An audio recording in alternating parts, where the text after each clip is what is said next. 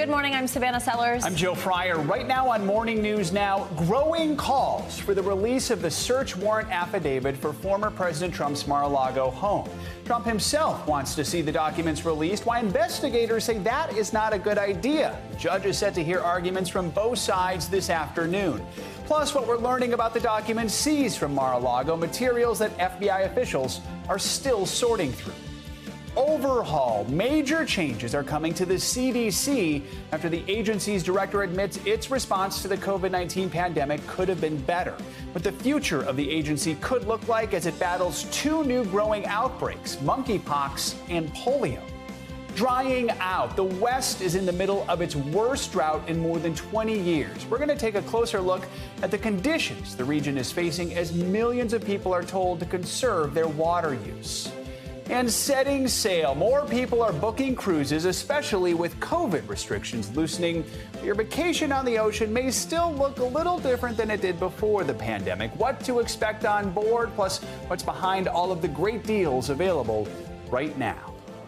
There definitely are some incredible deals right now. You can go for like $129, I think, on some of these trips. Which is really just crazy if you think about it, for how many days you're gone, how much you're usually all-inclusive, right? So eating whatever you want. Exactly. So we'll have all that information for you coming up in a little bit. We're going to begin this hour with the latest from Florida as we await the start of that hearing centered around the search of Donald Trump's Mar-a-Lago residence. A federal judge will hear arguments on whether or not to release the affidavit filed in support of the search warrant that led to FBI agents searching the property. NBC News correspondent Sam Brock is in West Palm Beach this morning with the latest for us.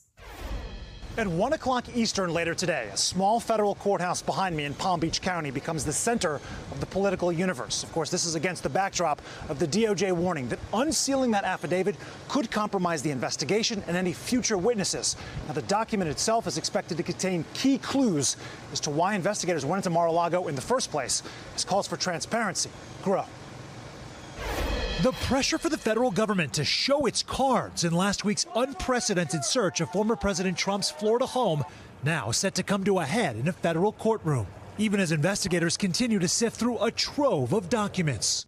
The same judge who signed off on the search warrant will hear arguments from a wide-ranging group, Trump's legal team, his allies, and media organizations, including NBC News, who've pushed for the affidavit to be unsealed. We want it released. We want full and complete transparency for the American people. The legal wrangling comes after an inventory of items taken was released, revealing 11 sets of classified documents, some marked top secret. The Washington Post, citing people familiar with the investigation, has reported some were connected to nuclear weapons. Legal experts say a release during a highly sensitive investigation would be extremely unusual. If there's an ongoing criminal investigation, in other words, a legitimate law enforcement purpose for keeping an affidavit sealed, most judges would defer to that. In fact, I would say all judges would defer to that. The Justice Department argues a release could cause significant and irreparable damage to this ongoing criminal investigation. Former Vice President Mike Pence weighing in on Wednesday. The American people have a right to know. But Pence also pushing back on recent threats to the FBI. We can hold the Attorney General accountable without attacking rank and file law enforcement personnel. The former VP also asked if he'd participate with the unrelated January 6th investigation, in which some Capitol attackers called for Pence's hanging. If there's ever any formal invitation rendered to us, we'd give it due consideration. Following a crushing primary loss for the committee's vice chair, Liz Cheney, Trump blasting her on social media as too angry and sick to succeed in the future. But Cheney says she'll continue her committee work and fight to keep Trump from a second term. Are you thinking about running for president? That's a decision that I'm going to make in the coming months, but it is something that I'm... Today, it is possible the judge tries to strike a... Usually he could release a portion of the affidavit, but legal experts say the event that happens, it could happen today. It could happen at a later date. Not be a timetable. All of us are waiting to find out. In Palm Beach County, Sam Brock, NBC News. Sam Brock, thank you. Former President Trump's former personal lawyer, Rudy Giuliani, faced a grand jury in Atlanta on Wednesday. He spent 6 hours testifying as a target of the criminal investigation looking into possible 2020 election interference. NBC News correspondent Blaine Alexander is there and has more.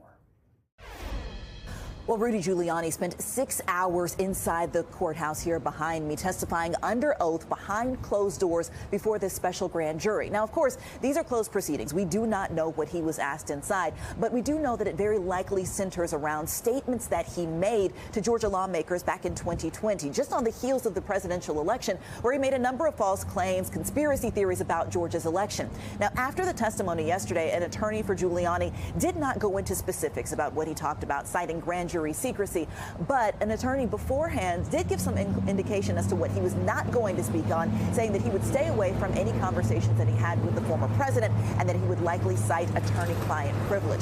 Now, of course, remember, all of this centers around an investigation into the former president's efforts to overturn the election here in Georgia, but specifically pointing to a phone call that he made to Secretary of State Brad Raffensperger, essentially asking him to find enough votes to overturn the Biden's win here in the state of Georgia. Now, overnight, the former President Trump weighed in on that, calling it a perfect phone call once again.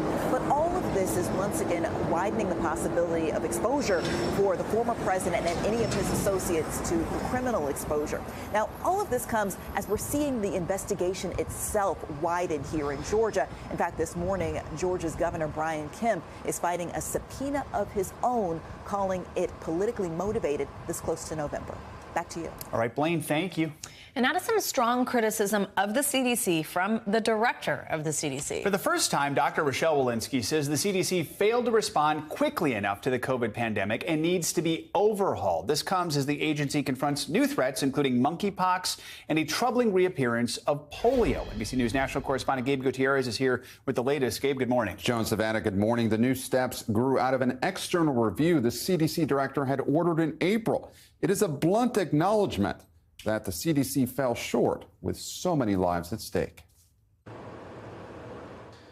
This morning, a sweeping reorganization of the CDC is underway after the agency's director offered a stunning rebuke of its COVID response. Dr. Rochelle Walensky now says in our big moment, our performance did not reliably meet expectations. We learned some hard lessons over the last 3 years, and as part of that, it's my responsibility, it's the agency's responsibility to learn from those lessons and do better. Throughout the pandemic, the CDC has been blasted for shifting guidance over masks. Kind of just laughed because it was like 2 weeks ago. I feel like they just like got rid of it. Testing. It seems like you all don't talk amongst yourself. And other recommendations. Why is the guidance so confusing? Thank you for the opportunity to clarify. The agency's external review found public guidance had been confusing and overwhelming, that CDC leaders rotated out every few months, and that important data were inexplicably released too late to inform federal decisions. The changes now include a new executive council, a new equity office, and a more streamlined website. Dr. Walensky also plans to ask Congress to grant the CDC new powers, including mandating that local jurisdictions share their data. Our government agencies weren't designed to manage a once-in-a-century crisis like this. And I think while many of them performed admirably, there is no question in my mind that these agencies could have done better. The course correction comes as federal officials face criticism over the monkeypox vaccine rollout and new concerns about polio, just the second instance of U.S. community spread in 43 years.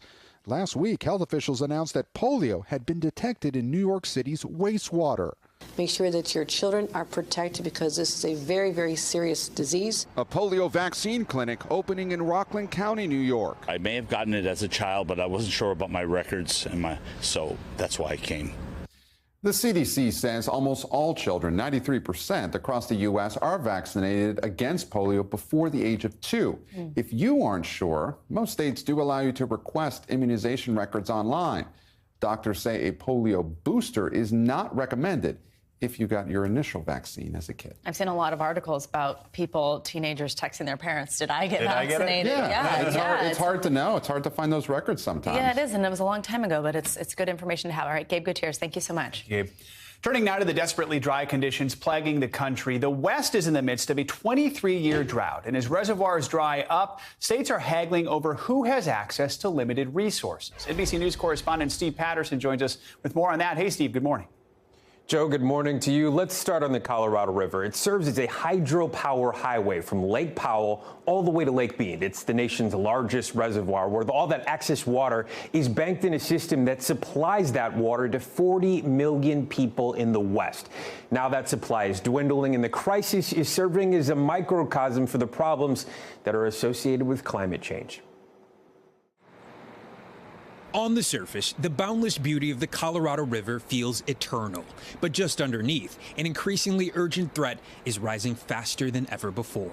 The Colorado River is about 20% smaller than it was just 20 years ago. That river supplies water to 7 states and 40 million people. Now, the system that sustains it is simply no longer robust enough to maintain that output. We really need to reduce the amount of water we're taking out of the Colorado River by something like 20% for the long term. The river's 2 main reservoirs, Lake Powell and Lake Mead, are now nearly 3/4 empty and projected to continue dropping. Facing a Tier 2 shortage for the first time in history, authorities say in January, Arizona will lose 21% of its yearly water allocation from the river as Nevada loses 8%. And just to give you a sense of the scope of this crisis, you go back before the drought and where I'm standing right now, I'd be about 40 feet underwater. The consequences of drought and water shortages are now playing out everywhere. In the Northeast, water restrictions in 78 New Hampshire communities. This past July was the hottest on record for Texas since 1895 and the 5th driest in that same time period. 34% of the Midwest is abnormally dry or experiencing drought. 70% of the West is in a moderate drought, and 98% of California is in a severe drought. Farmers are now facing an uncertain future. Third-generation Arizona farmer Nancy Kaywood says less than half of her 247-acre farm is producing crops. We're not making money. We don't know how long we can hang in there. The crisis creating a domino effect. Less availability and higher prices in grocery stores and restaurants, no work for laborers, and billions of dollars in lost revenue. A startling new reality impacting every level of life from coast to coast. So the drought is bad, but we are not at the point where tap water is suddenly going to stop flowing. The bigger impact truly is agricultural. So food variety, availability, and pricing will be most impacted. Joe? So, Steve, what steps are cities taking to combat the drought? They're forced to adapt. So let's say the cities that are most impacted by the drought, like central Arizona, cities like Phoenix and Mesa and Tucson, and some cities, of course, in Nevada as well, about 83% of the water that goes into waste treatment is now being reclaimed, as an example. All right. Joe? Steve Patterson, thank you so much.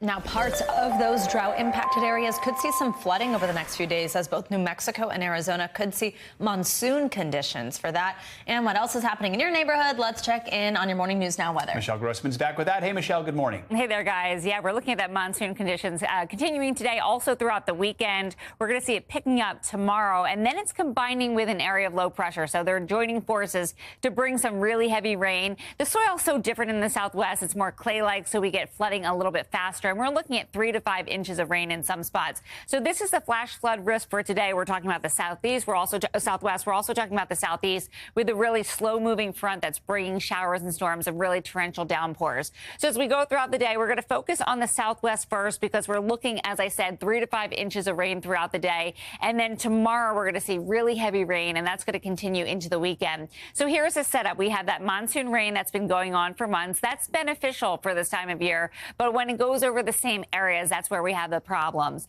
And we have an area of low pressure. That was the same system that was in Texas. It brought tropical moisture to Texas. It moved off to the west, and it's combining with this monsoon moisture, and that's why we're getting that really heavy rain. It's going to continue tomorrow. It's going to continue Saturday. I do have an extended weekend outlook that I'll show you in just a minute. So we're going to be contending with this for quite a while. Where you see these darker colors right near Tucson, Silver City, we're looking at the heaviest rain. Phoenix also looking at some rain as well. Now, talking about the Southeast, that's going to be another spot where we're looking at soaking downpours. We have that slow-moving front that's going to bring showers and storms. Some could be on the strong side. Some could bring some really gusty winds, even some hail in spots. But the biggest problem will be the heavy rain in spots, again, where you see those darker colors from Texas along the Gulf Coast into the Southeast. That's where we're looking at that really heavy rain.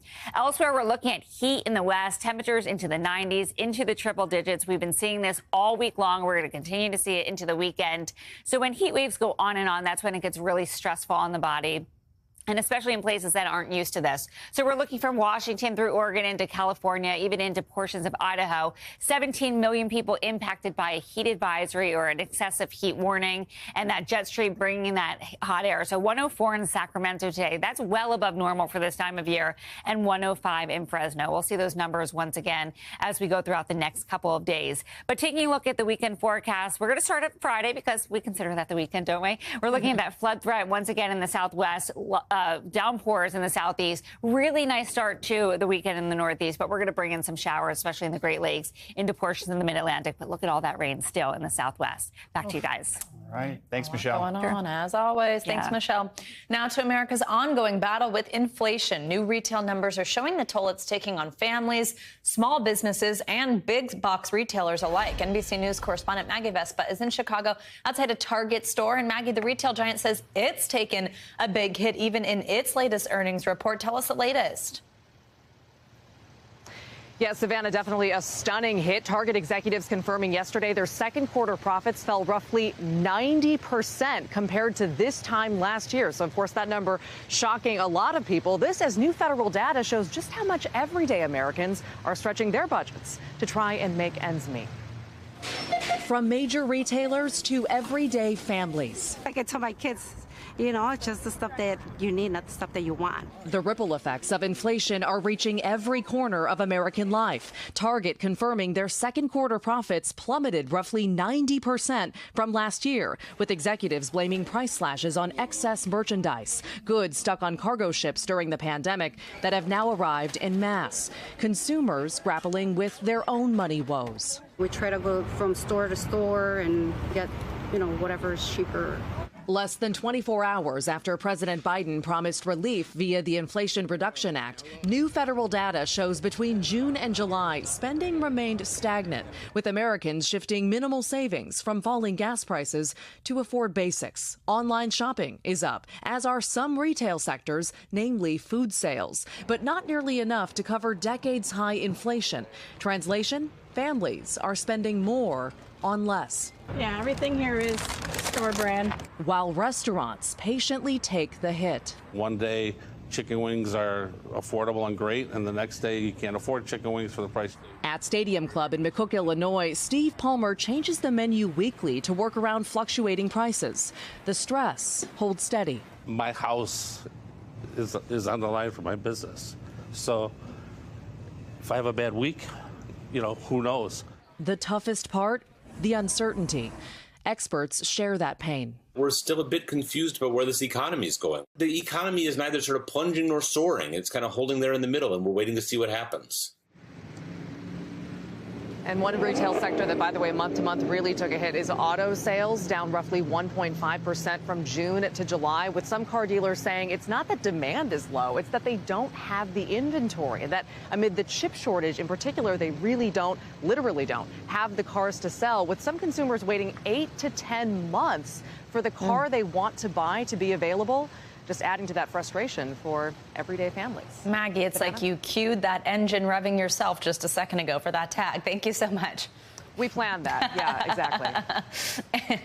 And coming up on Morning News Now, growing fears of a potential nuclear disaster in Ukraine. The fighting happening right now near a nuclear plant there, and the pressure from the rest of the world to put a stop to the Russian attacks. Emergency workers in Ukraine are carrying out nuclear disaster response drills in Zaporizhia amid fears that over shelling near the nuclear power plant. Yeah, that situation is expected to be high on the agenda when President Zelensky hosts the Turkish president and UN Secretary General later today. NBC News correspondent Josh Letterman joins us now from Zaporizhia with more. Josh, good morning to you. So both the Russians and the Ukrainians are blaming each other for shelling near this plant. And concerns of a potential disaster are just not going away. So what's the latest there, and what's Moscow saying about the UN chief's visit? Well, Russia is saying that it expects Ukraine to have a nuclear provocation tomorrow at that plant to coincide with the visit right now of UN Secretary General Guterres to Ukraine. The Russian military saying that they expect that from a town near where I'm standing now, the Ukrainians will launch artillery to create a man-made disaster at the Zaporizhzhia nuclear power plant, the largest in Europe. Now, Ukraine has been warning for days now that they expected Russia to do a false flag operation. So there are some real concerns right now that when Russia says Ukraine is about to attack, what they really mean is Russia's about to attack and try to blame that on Ukraine.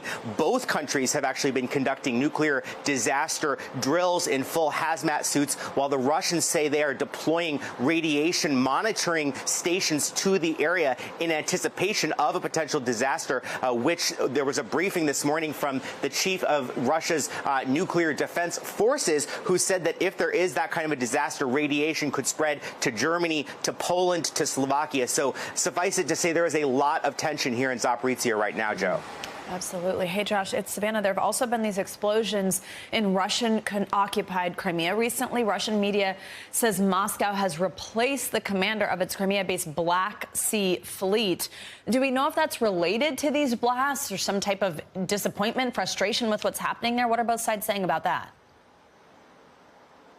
Well, Russia hasn't said exactly, but that sure seems likely to be the case, Savannah, because we know that in addition to that replacement, that Russia is also taking its aircraft and helicopters in Crimea and moving them either further inland or even back into Russia proper, which seems like a pretty good indication that Russia has been taken aback by the fact that there have been several now suspected Ukrainian strikes in the Crimean Peninsula that have really made clear that Russia's forces there are vulnerable. In addition to those strikes, there was the attack on the Russia's military naval base in Ukraine, just a few weeks ago by a drone. So there have been a lot of setbacks for Russia in Crimea recently. Josh, we're also following the situation in eastern Ukraine, where there are reports of more shelling this morning in Kharkiv, and it follows another attack on that city just yesterday. What's the latest there? So far, 10 dead, including a child, dozens more injured in those two sets of strikes in the second largest city in Ukraine that Russia really targeted pretty heavily earlier in the war, but was never really able to capture. And now, even as the fighting is moving south, Russia clearly making the point that no one in eastern Ukraine, including in Kharkiv, is safe, Savannah. All right, Josh Letterman, thank you so much, and you stay safe. See you soon. Now, in Mexico, a desperate rescue mission is underway as crews try to save 10 workers who have been trapped in a collapsed and flooded coal mine for nearly 2 weeks. NBC News correspondent Steve Patterson has the latest. The rush to rescue 10 workers trapped hundreds of feet underground in a northern Mexico mine, growing dire as the effort stretches into its second week. Frustration and anger mounting for anxious families clinging to any shred of hope they'll get to see their loved ones again. My son is still trapped down there, she says. Officials say a tunnel wall collapsed on August 3rd, triggering an explosion of rushing floodwaters from an adjacent shaft, trapping the miners ages 22 to 61 about 200 feet underground. You can see the depth as crews rappel down. The effort hampered by surging water and debris gushing into the mine. Authorities say they need the level to drop for responders to gain access, but water from a nearby mine keeps flooding in. Now, the Mexican Foreign Ministry calling on both U.S. and German companies for assistance, but family members say it's been far too slow. I feel they are alive, but as more time goes by, what will happen to them? Among the missing, Jose Rogelio Moreno Morales and his son.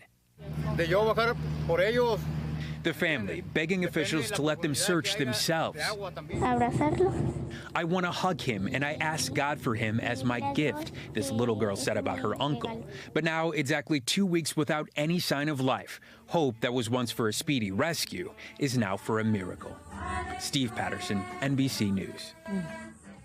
So tough for those families. Let's stay with international news now. At least 21 people are dead and dozens more injured after a blast ripped through a mosque in Kabul. NBC News foreign correspondent Claudio Lavanga joins us now from Rome with the latest on that and the rest of the day's international headlines. Hey, Claudio.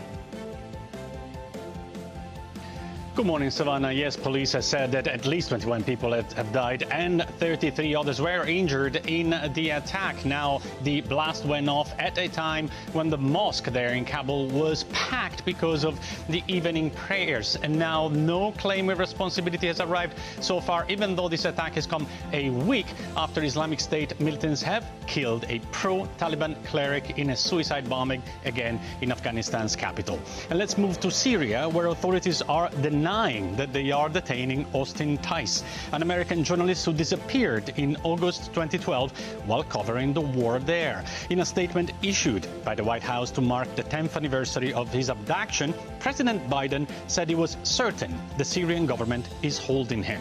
And let's end this short tour of the world in Japan, where authorities are trying to encourage youngsters to, well, drink more alcohol. Worried by the drop in consumption and the consequent drop in revenue of sake, whiskey, beer and wine among the younger population, the tax authority thought about starting a contest asking young Japanese to come up with business ideas to increase demand of alcohol. As you may expect, the initiative was received with mixed reactions because it only looks to be healthy for the tax office coffers, but nobody else.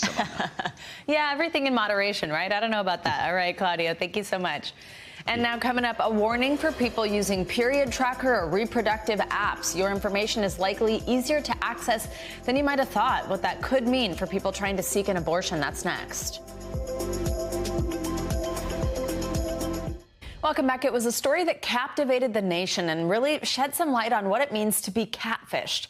Former college football superstar Manti Te'o is opening up about the online girlfriend hoax that happened when he was in college 10 years ago in a new documentary. Here's NBC News correspondent Stephen Romo. Football star and Heisman Trophy finalist Manti Te'o is back in the headlines. How big of a star was he at the time? There aren't many household names in college sports, but he was one of them. The former college football superstar and NFL linebacker speaking out in a new two-part Netflix documentary about the infamous catfishing scandal that shocked fans a decade ago. It just seemed like there was more to tell. The documentary coming out after a lengthy saga of drama, death, and deception. Te'o says he started exchanging messages with someone going by the name Lene Kekua on Facebook back in 2009. We would talk often. She would talk about her family, her faith. And through those conversations, I started getting to know who Lene is. But a few years later, Te'o says he finally realized something was amiss. I'll be like, I can't see you. So I can't see you. I say, why I can't see you, though? I don't know, maybe your connection's bad. I'm like, okay, maybe. Then what seemed like a tragedy. According to Te'o, his grandmother, Anne Lene, died the same night in the fall of 2012, leading him to publicly dedicate his season to them.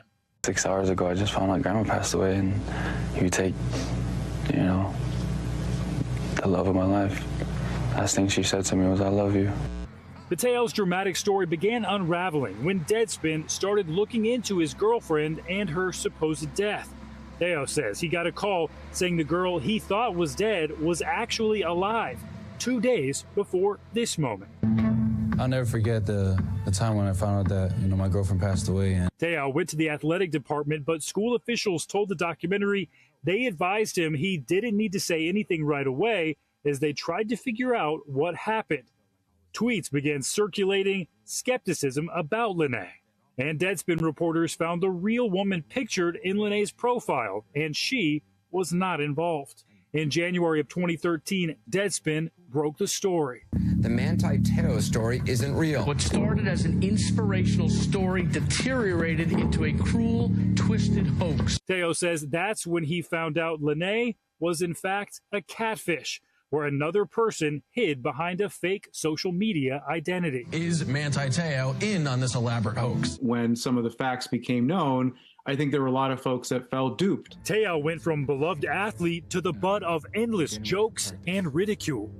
You stuck to the script, and you knew that something was amiss, Manti. Correct. Why? My whole world told me that she died on September 12th. Everybody knew that. This girl who I committed myself to died on September 12th.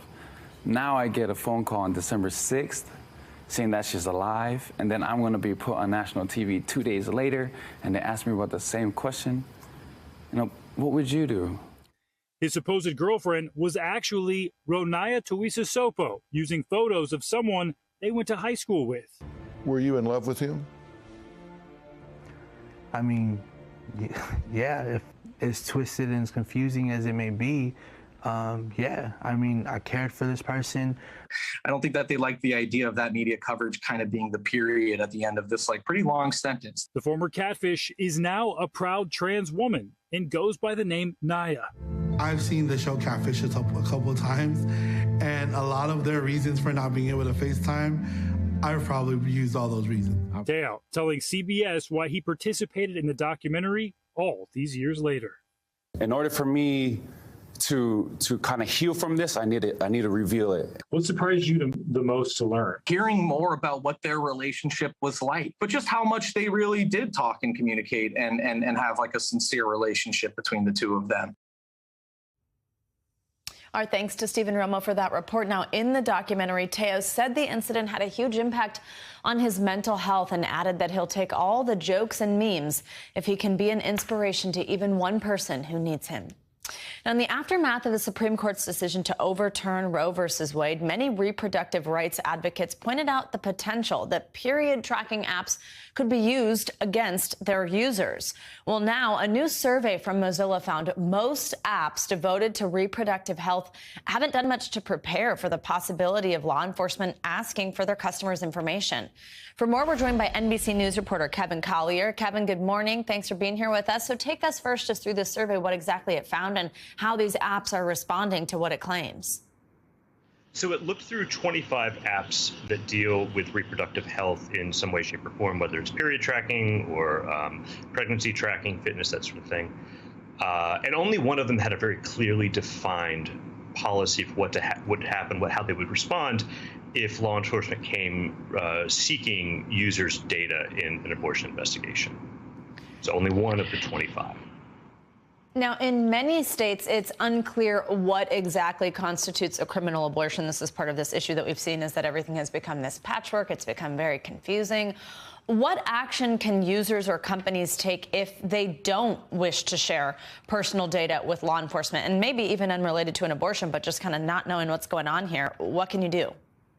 Right. So I should take this opportunity to highlight the fact that while period tracking apps and things like that have taken a lot of attention, practically speaking, so far in most investigations where law enforcement has sought digital evidence, what's on your phone, what's on your computer in an abortion case, they're looking more for communications. Did somebody text someone else that they intended to take the pill, that sort of thing? And in those scenarios, you can use encrypted messaging apps. So that's probably the most robust thing that most people can do.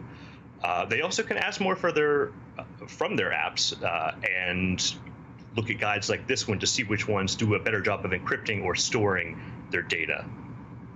So, Kevin, if someone is maybe thinking about downloading one of these apps and starting to use them, or on the other hand, maybe deleting one because they've heard, these concerns, they've heard advocates saying things like this, maybe that law enforcement could ask for information to be turned over.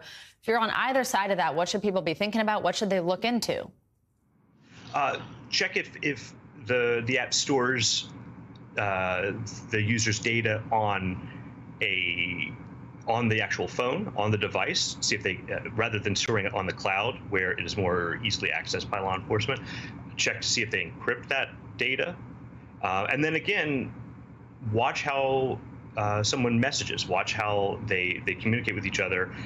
Is that something that is going to be, open and widely accessible by a subpoena, like that case in Nebraska a couple weeks ago, where law enforcement got Facebook messages between a mother and daughter and used that as evidence in the case. Yeah, Kevin, that obviously made major headlines. How much of a concern has this been, going after data? To your point, it's mainly happening in messages, communication apps, things like that. Have we been seeing much of that other than these big cases that have made headlines?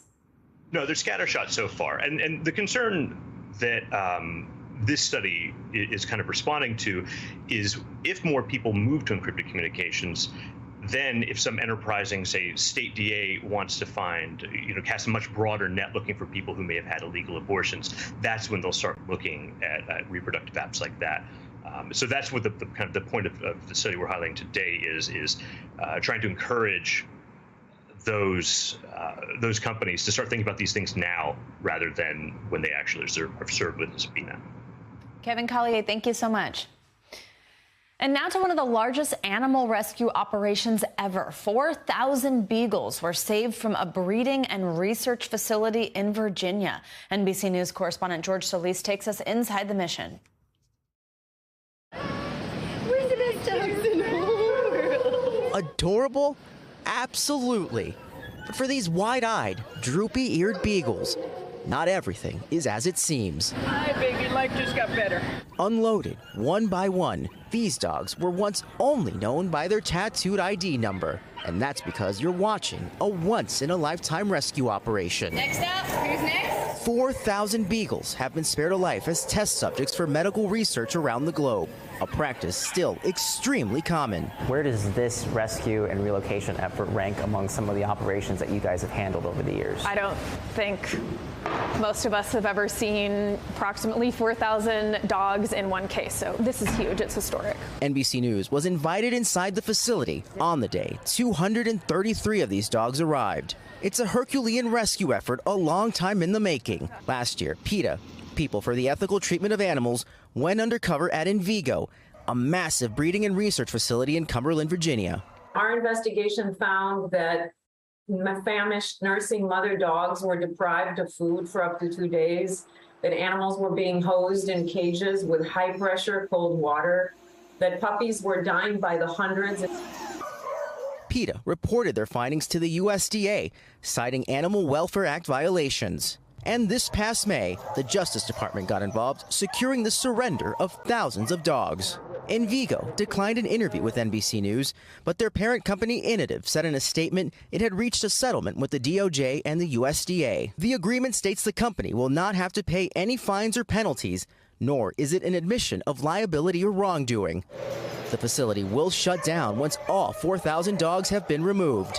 This may be hard to believe, but this is about the only and first human interaction these puppies have had.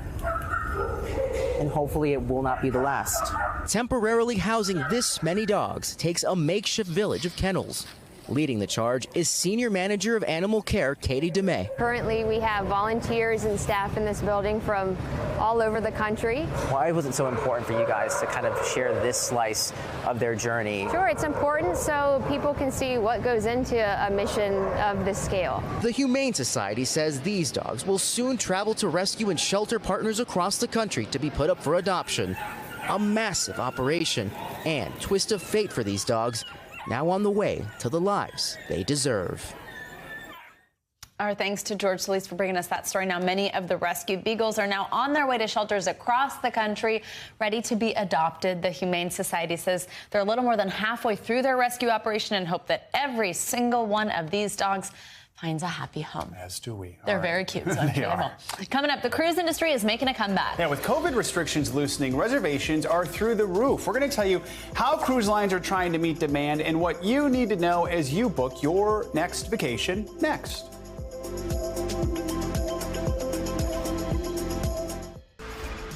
Welcome back. Let's get to some financial news now. And the Fed says it's planning to keep interest rate increases in place until inflation cools. CNBC's Bertha Coombs joins us with that and what it means for you along with the rest of the day's financial headlines. Bertha, good morning. Hey, good morning, Joe and Savannah. It's like the old saying, keep calm and carry on. That's the message the Federal Reserve is trying to send the markets. The minutes from last month's Federal Reserve meeting show that the central bank remains committed to fighting inflation, signaling that it's going to continue to hike interest rates to try to bring down prices. Now, Fed officials expect the economy to expand in the second half of the year, but they suggest that growth could get a little weaker as higher rates work their way through the economy.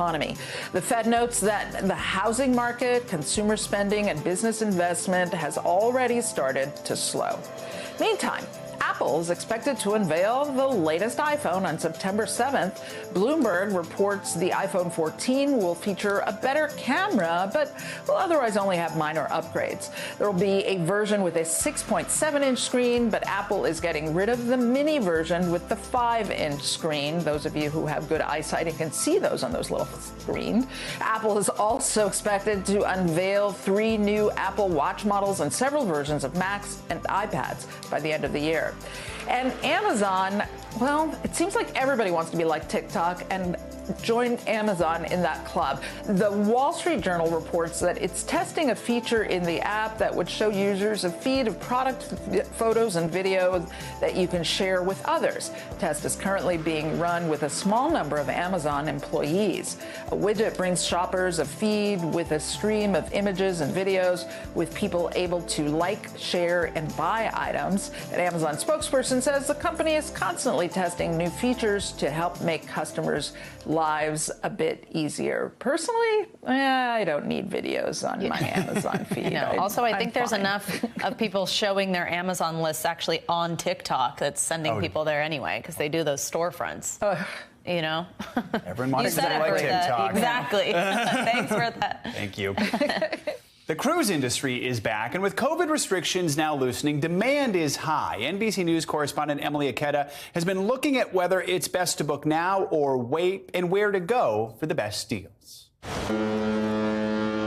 This morning, it's full steam ahead for cruisers. Most lines now relaxing their vaccination and testing requirements, and reservations are through the roof. At Norwegian, ticket sales for next year up 40% compared to pre-pandemic levels. And at Carnival, bookings have nearly doubled. There's been a massive surge. At our agency, we're looking at 200% to 300% increase of bookings from just 2 weeks ago. Strict vaccine rules were essential to the cruise industry's comeback last summer, when the CDC made it all but impossible for the unvaccinated to sail, and most passengers had to show proof of a negative test. But last week, the agency relaxed its COVID guidelines, on top of dropping the mandate that cruise lines had to report their cases. In response, most companies loosening their rules, requiring less testing for vaccinated passengers and allowing the unvaccinated on board with proof of a negative test. We're just ready for everything to get back to normal. During the pandemic, avid cruiser Danielle Matthews couldn't bring her kids along because they're unvaccinated. Now they're all booked on a cruise to Cozumel in October. The kids were just ecstatic that they finally, get to do this now. But not all cruise fans are thrilled with the relaxed rules. One survey finding 56% say they prefer most passengers be vaccinated, and 44% say they wouldn't feel safe on board. That said, another half are fully ready to start moving into that new era where unvaccinated passengers are allowed on board. Staffing shortages have left some lines struggling to meet demand, forcing them to limit capacity and cut back on amenities. Many now enticing customers with great deals. On MSC, a one-night Mediterranean cruise for $49 a person, plus taxes and fees. On Holland America, 7 nights to Canada and New England for $129. On Royal Caribbean, a 4-night Bahamas cruise for $129. And on Norwegian, 40% off all cruises through the end of the month. Now's a great time to book because there's availability, quite frankly. We're starting to see that disappear. And if you want to go, you're going to need to book while there's still space. Thanks to Emily Aketa for that report. Even though vaccines are not required, the CDC still recommends that travelers be up to date on their vaccinations and test before and after their trip. Now, a pair of classic American cars are driving off into the sunset to make way for a new electric era. NBC News correspondent Harry Smith takes a look back at 2 60s icons set to be retired.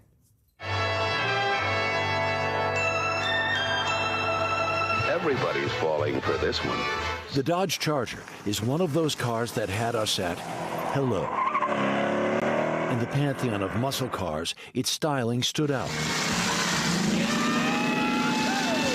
And its performance formidable. Witness Steve McQueen in his Mustang GT flying through the streets of San Francisco, pursuing an equally fearsome Dodge Charger driven by stuntman Bill Hickman in the movie Bullet. "Me want," said many. Born in the 1960s, muscle cars were the everyman's answer to the foreign sports car and even American sports models like the Corvette and the Thunderbird. Less flash, more grit, more go. Alas, cars like the Charger and its equally aggressive cousin, the Challenger, are to be discontinued. The reason? Too much fuel consumption, making them a burden for a car brand in need of lowering its EPA fleet mile-per-gallon average. Rumor is the cars may come back in an electric version, but all that quiet is no replacement for Harry Smith, NBC News, New York. Coming up, the road to recovery. Yeah, a little leaguer who suffered a head injury just days before his World Series game is now beating the odds. We have an update on his condition and the major league support he's getting now.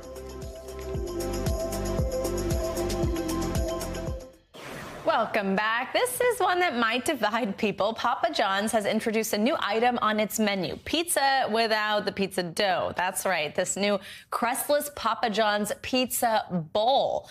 It's similar to a burrito bowl, sort of, just the toppings served hot in a plastic bowl. You can choose between 3 flavors, garden veggie, chicken Alfredo, and Italian meats trio. Papa John's has introduced the new item after new figures showed the chain's growth slowing after 2 years where it's fair to say many of us ate a lot of pizza. Now, the pizza bowls will roll out nationally Monday and cost $7.99. You know, if that's what you're going for, just eat the pizza. I mean, it's salad if you don't want the pizza dough, it's a pizza. It's ridiculous. I'm sorry. I totally agree. All right. Not something that I need to go run out and buy. All I have to say about after that. talking about it. All right. Yeah, that's one thing. You're right. Exactly. You won't be craving that today. Yeah. All right. We're going to end this hour with signs of hope after a devastating accident. A Utah Little Leaguer suffered a life-threatening head injury just days before the Little League World Series in Williamsport. But the boy's father tells us the young left fielder is now on the road to recovery. For 12-year-old Easton the Tank Oliverson, reaching the Little League World Series was a dream come true. My name's Easton Oliverson, and I'm part of the Snow Canyon 12-year-old All-Star team. But a tragic accident on Sunday quickly turned his world upside down. The young left fielder fell from his top bunk inside a Little League dorm, sending him to the ICU with a fractured skull and internal bleeding. We went from experiencing the highs of highs to then the lows of lows, and to the point where he's fighting for his own life. And now, just days after his surgery, this morning, signs of improvement. Oh, you fell asleep on me. Want some more?